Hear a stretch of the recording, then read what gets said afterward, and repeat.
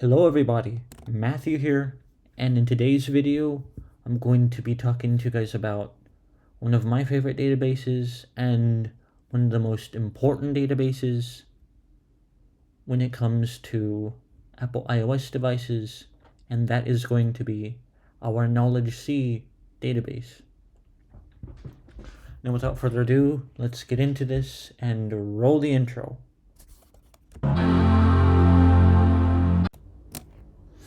Okay, hello everyone, welcome back to the video, and let's start out with KnowledgeC.db. So this is what you see when you open it. The first table you get is edition change set, and this edition change set has nothing for me, but it might have something for you if you're looking onto it in an actual phone. So contextual change station has something in this for me, and it has blobs. These blobs just so happen to be p-lists. We'll get back to these later on. This one has nothing for me on this one. Custom metadata. Yeah, that has p-lists as well. We'll get back to those and see what, or take an example of one of them later on. Histogram has nothing. Histogram value has nothing. Key value we'll get back after. Okay, we'll get back to this after object and source. So the object stores objects of processes that run. So we'll get to this, all the stuff on the right, after I explain the three most important things here. So the UID is again the identifier of the process that you have, and why this is so important is that it's written in the same way as pretty much everything else in the iOS operating system when it comes to applications. Now this stream name is what is being done.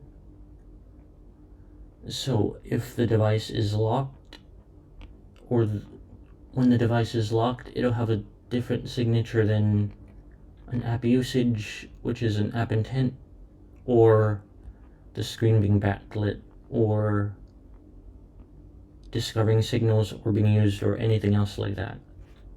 And this value string also has data about the application or process that was using it.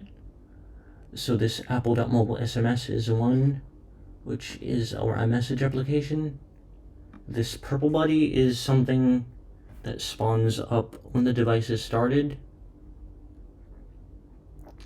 And so what the purple part of it is the Apple iPhone is called Project Purple, and the buddy part of it is, it's a buddy helping us to start up and get activated and get ready, as well as Apple preferences, among other things. One blocker, App Store, a lot of Safari, blank spaces, and Duolingo, among other things. And I think this one also has Translate going on. And somewhere down the line, notes. Yes, there's a lot of notes being taken. But yeah, you can see that. So if we go back here to around the area where the timestamps are,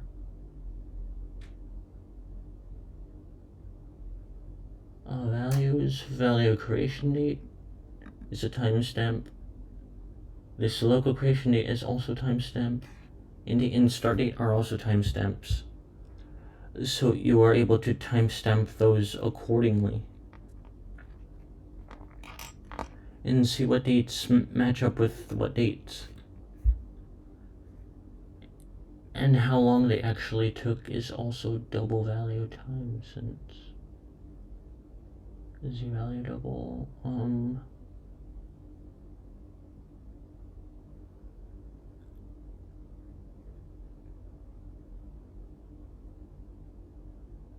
And yet I saw a column named something about code.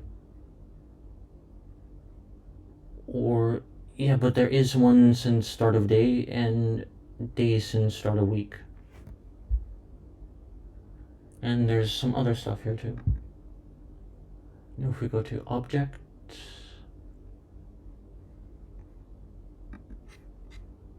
or sorry, if we go to source, again, this shows the bundle ID, which is the application that did it, and the group ID, which is most likely an intent of some sort.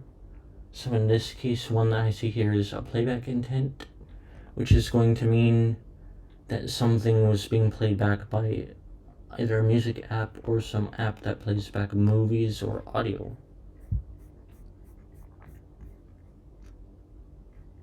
And I'm just trying to search for something else over here. Mobile page content donation. So I'm guessing that this page content donation is devoting resources to displaying content on a page. This app intent to play podcasts is something.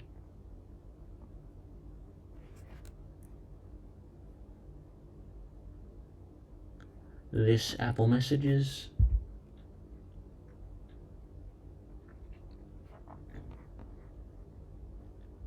Is sending messages to things. And I think you get the point of all that other stuff.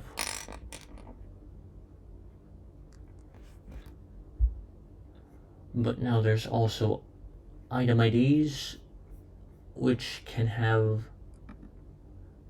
the UIDs, again, the UIDs of the app that are being used.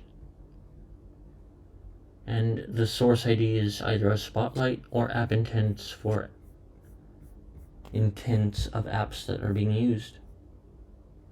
As you can see here, either intents or spotlight.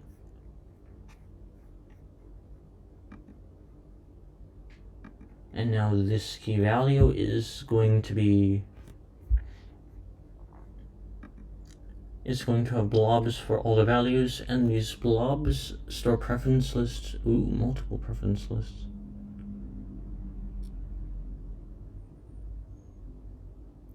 So preference list was within preference list.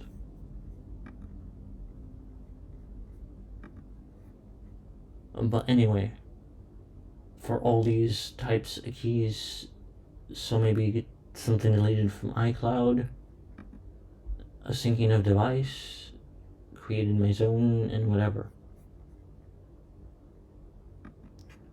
Now let me go to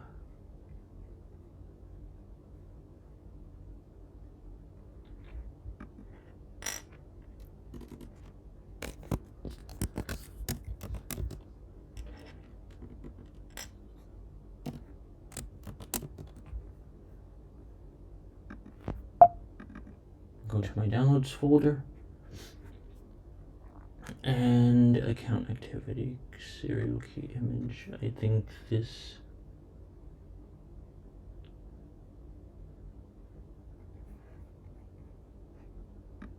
I actually have both of them here already because I was working them on my own before. So this account activity is one from that database, and what we can find here is not very much. We can find that there's init objects, init states. We have a date right here. We have a date right here that we can copy and convert to some other format. And this other format will be something that we can use to correlate things. And yeah, that's pretty much it for that. And this serial key image is something that we can find in another table, which I'll show now.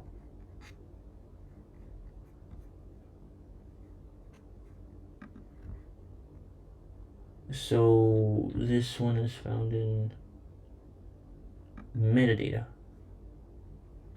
So again, this has a value hash and the binary value in the form of a binary plist that you can find whatever. Okay, so it's one of these serialized key images. There's a bunch of them. Relevant shortcut. So this is going to be a shortcut to something. And so when we look into it, we find that item 3 itself has... Yeah, item 3 has a cool value, and this cool value with item 3 is just so happens to be encoded into base64 and is an image file. So what we can do with said image file is go into this CyberChef over here and put all that base64 in there. And once we do that, we do see that it's transitioned into a PNG image. And when we save that by using this save button right here, save output to file, we will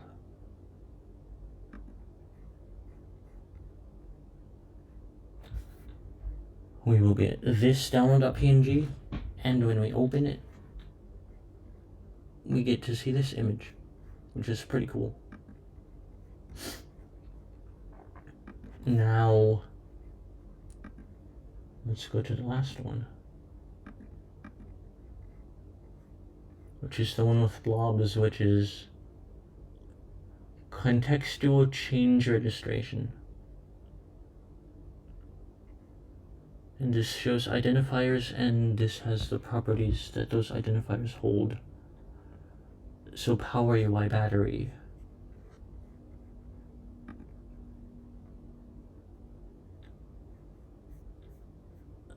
Apple data, yeah. Yeah, I think the battery one is gonna be okay for now. Battery. So again, we go here. Binary files, all files. .plist. Battery.plist. And then when we go to our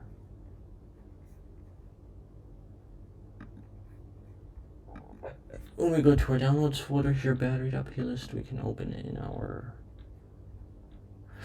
plist editor of choice.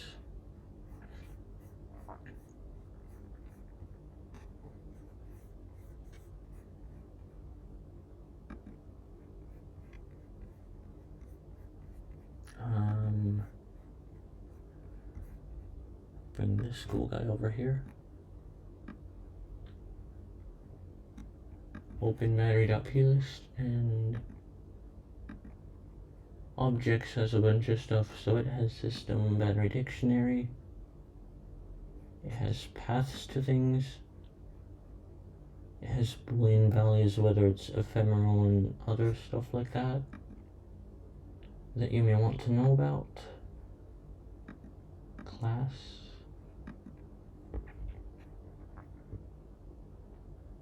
And it definitely has the process name too, or the app, or whatever. Key pass, predicate. Nothing that I really find helpful for me right now. Item 25.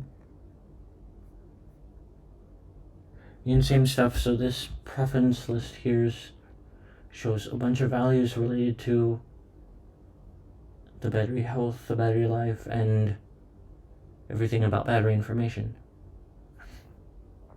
And that is very awesome. So just to summarize what we did today, we looked at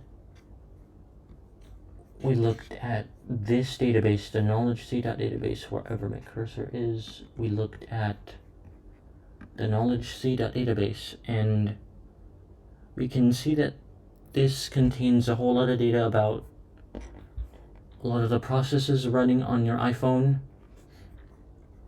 and also about app usage and other video playback and stuff like that. And it also contains a bunch of preference lists that may show also show key data that's a little bit more about processes that are running on the phone, like what we see here in the thing, which is our battery running, and stats about how that is running, as well as maybe whether things are plugging in or being plugged in or charged, or battery usage, or data being transitioned across the network, or all of that other fun stuff that we can check out now. And with that being said, I hope you guys really enjoyed this, and I hope you guys learned a lot of new stuff here. If you're not already very deep into forensics and looking at iPhones. And I hope that you'll also like, subscribe, and share this video with friends and anyone else who might like to see it.